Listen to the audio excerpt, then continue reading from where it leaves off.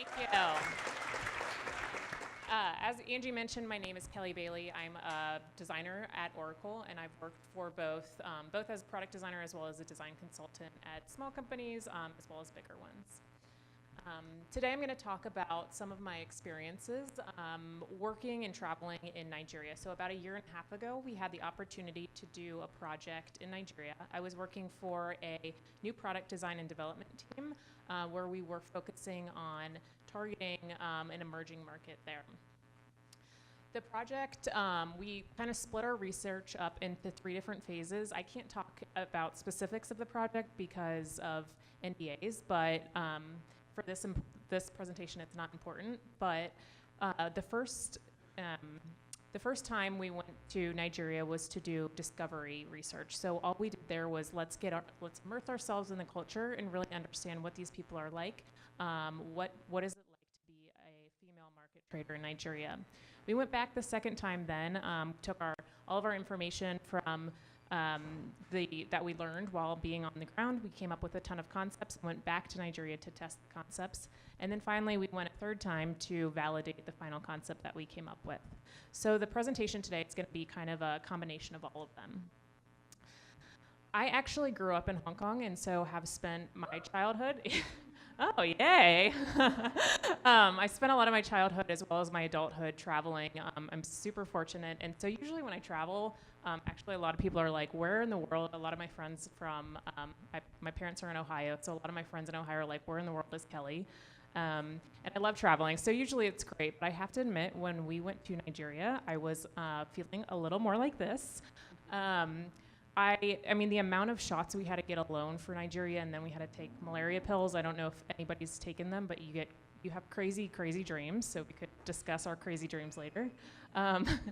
But even after, I mean, just getting off the plane, the process of going through customs in Nigeria was so overwhelming that I knew that I was in for something. And immediately I knew that I needed to embrace some discomfort because I knew it wasn't going to be an easy road ahead. So today I'm going to talk to you about 6 tips that I have for doing research in emerging markets, and really they apply to any time you're doing research. My first tip is establish trust through a local community. Sunny already mentioned that the best way to kick off a project is to do a kickoff, and that's exactly what we did. When we went to Nigeria, we did a project kickoff with a local team, our partners there, and not only did we have this kickoff, we actually invited 2 market traders, so 2 of our users that we were targeting, to come into a formal setting and do this workshop kickoff with us. To be honest, the business origami activity that we did wasn't necessarily the most successful. I mean, it was good, but it wasn't great. But one of the best outcomes of having them come to the office to be a part of our kickoff was that they then felt invested in our project and honestly, like, kind of became part of the project team. And we're like stakeholders in the project. So the next thing we did after this kickoff was we went into the markets and did a tour. And instead of one of us or somebody like that we work with giving us a tour, we actually had the market traders lead the tour for us.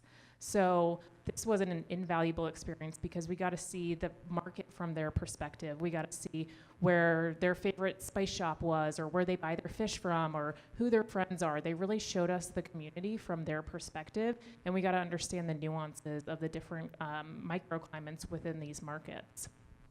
Not only that, because we had a local advocate in the community introduce us and show us around, then that immediately helped establish trust for us as a team. And that when we were going to recruit participants, it helped because we weren't these strange people from, the West Coast, and they kind of had already seen us. English is the main language spoken in Nigeria, but there's a ton of different dialects, and some are easier to understand than others.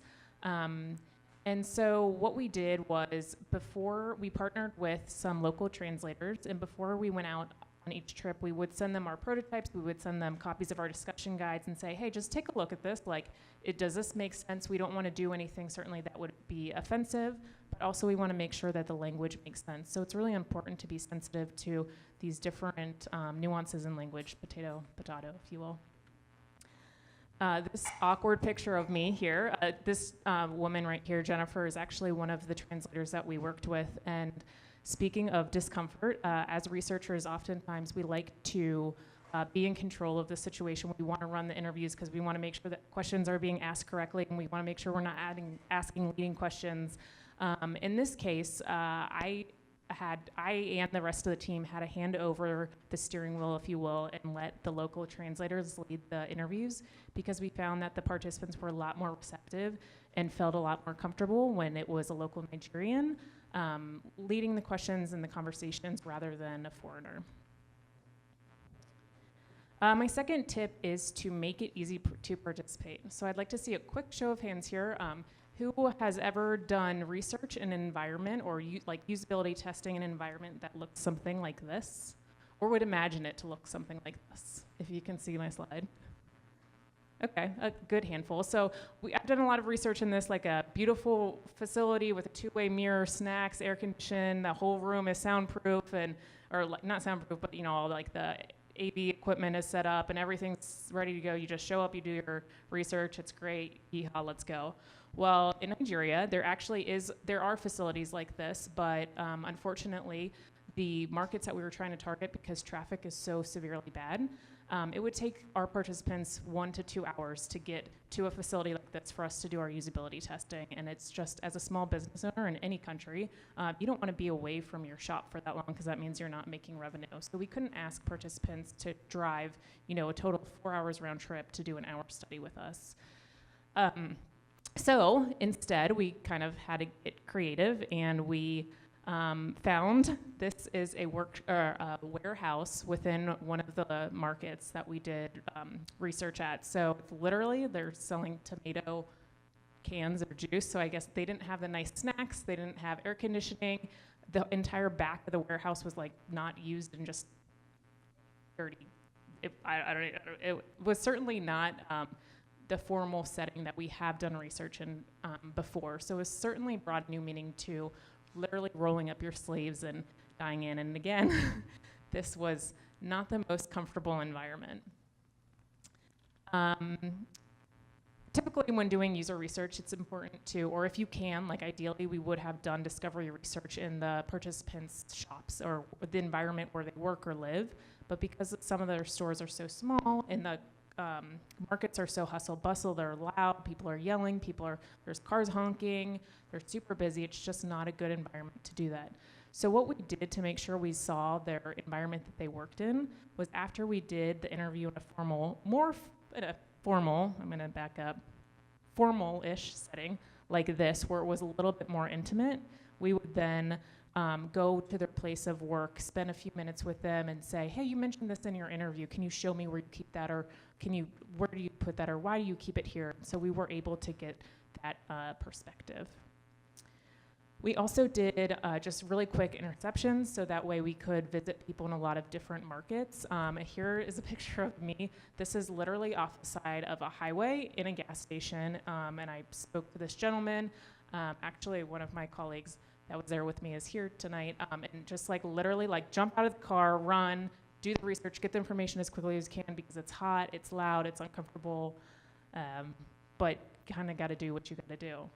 So I have 3 tools that I think you should not go without to do this kind of research. The first is a battery pack, because the last thing you want is for your phone to die, because now your phone is not only your phone, but and you don't want to be lost in Nigeria without your team. So it's not only your phone, but also your camera and your sound recorder. So we'll jump to the last thing, the Zoom IQ6 that it's called. It's actually a really cool device that it's like a little dongle thing that plugs into your iPhone, so you don't have to carry a big, heavy recording system. It's just this like little insert, so you can have a really light pack. And then of course a notebook, because they're cute and just important to write the little notes down. All right, my third tip is plan for the unexpected. So I mentioned that we did 3 rounds of research. The last round was to validate the concept that we did. Having been in the country 2 times before that already, we kind of knew that things weren't going to go very smoothly. We kind of knew that there was going to be Wi-Fi issues and the weather was going to be unpredictable, it was going to be hot.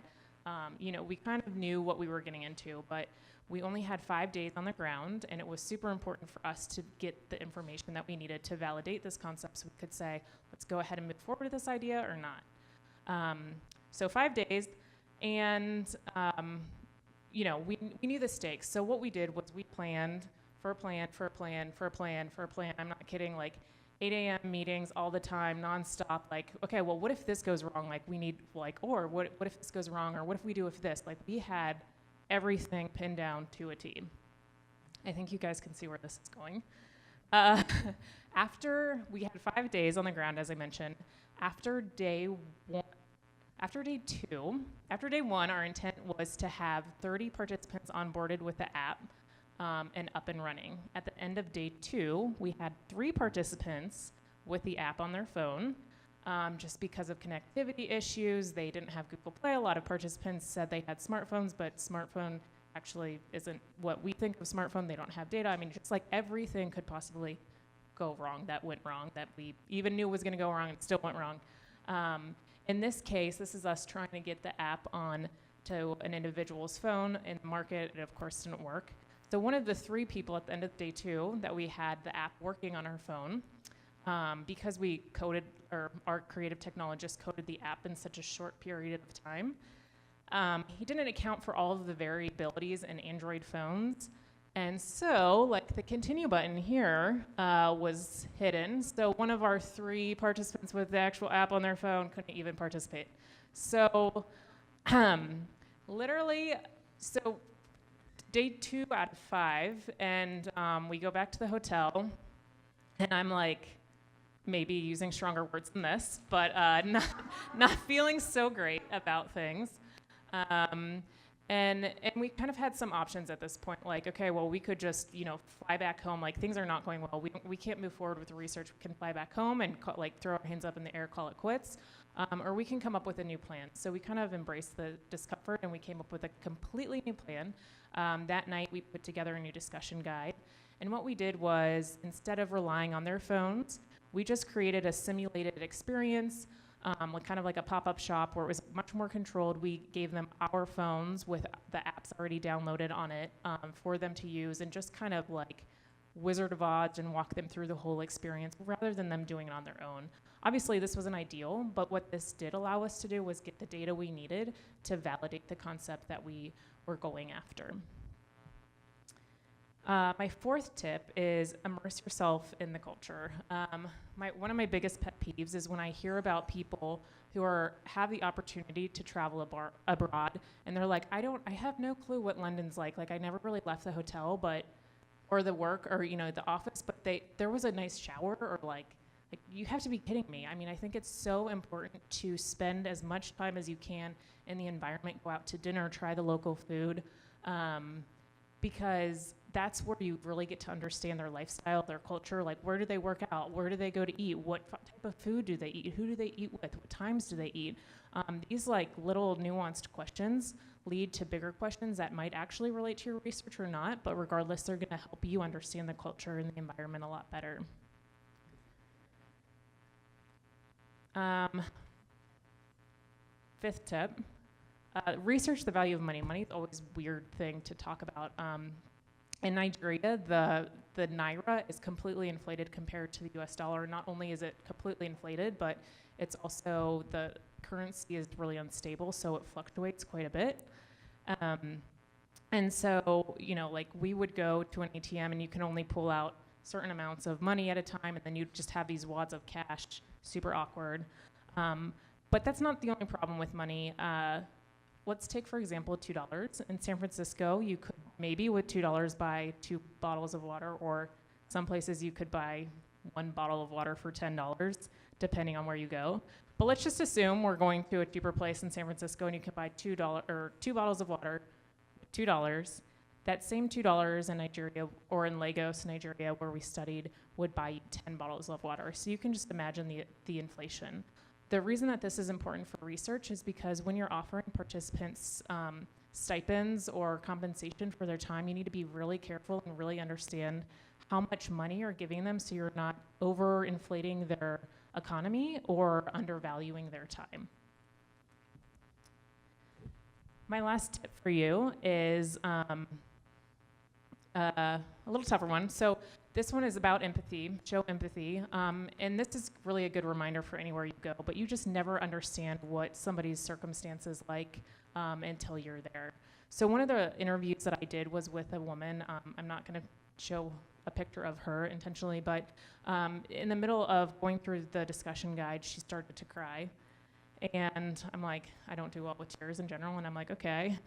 So at that point, I made the decision, like, I'm not even gonna try and get through this discussion guide because it really doesn't matter, and like, I don't care. We'll just scrap this interview. I'm not gonna push this woman. I have no clue what's going on. So she was able to collect herself, and then I discovered that we were talking about her shop, which is pictured here, and her mom had recently passed away, and she was upset because she wasn't sure that she was gonna be able to pay rent because she had to pay for a proper burial for her mom, and then that led into a deeper discussion about healthcare. And we were able to learn a lot about healthcare that was not part of the original discussion guide questions or what we were interested in learning about, but became a really fruitful and important conversation to have. So just to recap, you want to have local advocates that can help you introduce you to the culture. You also want to make it easy for them to participate. You need a plan for your plan, and if you can't plan anymore, you have to be okay with getting rid of your plan. You want to immerse yourself in the culture as much as you want, so go ahead and get out of the hotel, plan extra time to make sure you guys have fun. You want to understand the value of money, and finally, you always want to show empathy. Traveling to emerging markets is even more so than traveling to like Western societies with established infrastructures. When you travel to emerging markets, you need to really understand, you need to have extra patience, you need to have extra diplomacy, and you need to have a ton of empathy. So I kind of just want to leave you guys with this note. Next time you're given the opportunity, I'd encourage you to just go ahead and embrace discomfort because you'll never know what you might learn.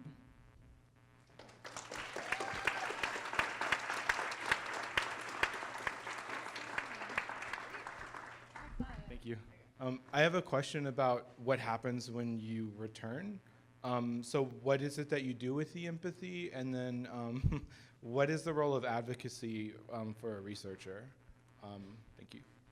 Yeah, when we honestly, ideally, we would have, I think spending as much time in the culture would be better. If the team was willing, I think it would have been better if we didn't return and we stayed there to do the synthesis and all of that. It was just with the situations of individuals on teams and families and stuff that just wasn't an option. But when we came back, we would not of course we were jet lagged and tired and wanted to shower and relax and hang out, but we did not skip a beat to synthesize the information because we didn't want to. And honestly, coming back was always a culture shock, especially in San Francisco. We're so spoiled and take things for granted that it was like, we want to get everything synthesized as quickly as possible. And then the advocacy part is really hard because, honestly, that individual, when she started crying because she couldn't pay rent, I was like, where's my wallet? Tell me how much it is. Like, we'll pay for the rent, it's fine, But you can't fix all of the problems. So you have to also, as a researcher, be very careful about not to get involved in people's personal business, and you have to really just set really strict boundaries and kind of walk away from it. And I think that the advocacy that we are doing is the project itself. I can't tell you much about it, but it's intended to help them. So that's it. But I think also just sharing our stories and talking about the experiences. Do you know other researchers who have gotten opportunities to travel around the world and like yourself? My coworker that I went with is here. Oh, awesome. Where is that? Hi.